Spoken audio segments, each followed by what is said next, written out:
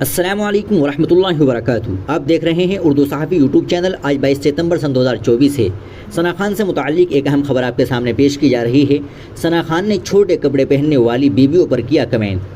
ثنا خان نے سن 2020 میں T V اور فلم انڈسٹری کو الوداع کہہ دیا اور اسلام کے مطابق اپنی روزمرہ کے معمولات زندگی گزارنے لگی۔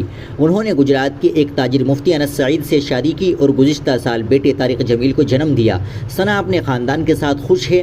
فلم اور ٹی وی انڈسٹری سے دور ثنا خان حال ہی میں روبینہ دلیک کے پوڈ کاسٹ کسی نے بتایا نہیں پر نظر آئی اور مذہب کے راستے پر چلنے کی وجہ سے اور نئی تبدیلی کے بارے میں گفتگو کی۔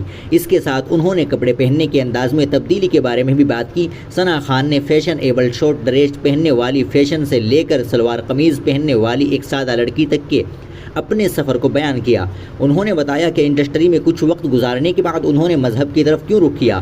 روبینہ کے ساتھ بات چیت کے دوران ثنا خان نے ان شوہروں کے بارے میں بات کی جو گھر سے باہر نکلتے وقت اپنی بیویوں کی ریولنگ آؤٹ فٹ پہننے پر فخر محسوس کرتے ہیں۔ ثنا خان کا کہنا ہے کہ ہر انسان کو اچھا لگتا ہے کہ اس کی بیوی ماڈرن سادہ ہی رہے گی۔ ٹھیک ہے، کئی بار جب ایسے مردوں کو دیکھتی ہوں تو مجھے عجیب لگتا ہے کہ تم کیسے اپنی بیوی کو ایسے لباس پہن کر باہر لے جاتے ہو۔ ثنا خان کا مزید کہنا تھا کہ مردوں کو اپنے ساتھی کے کپڑوں کا انتخاب کے حوالے سے عزت نفس کا احساس ہونا چاہیے۔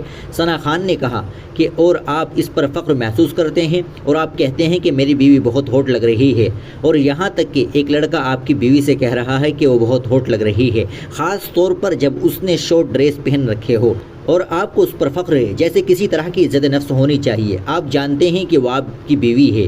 ثنا خان نے انڈسٹری چھوڑنے پر کہا کہ آپ جانتے ہیں کہ سن 2019 وہ وقت تھا جب میں جانتی تھی کہ میں اس سب کو الوداع کہنے جا رہی ہوں۔ یہ وہ وقت تھا جب میں اپنی زندگی میں سوشل میڈیا کے حوالے سے کچھ برا کر رہی تھی۔ میں سوچتی تھی کہ لوگ میرے سوشل میڈیا پر کیا دیکھ رہے ہیں۔ میں اصل زندگی میں وہ شخصیت نہیں ہوں۔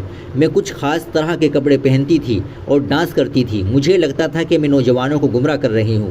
ناظرین اکرام، ثنا خان کے آپ اس بیان سے متعلق کیا کہنا چاہتے ہیں؟ کمنٹ باکس میں ضرور بتا دیں۔ ویڈیو کو لائک اور شیئر ضرور کر دیں۔ چینل کو بھی سبسکرائب کر لیں۔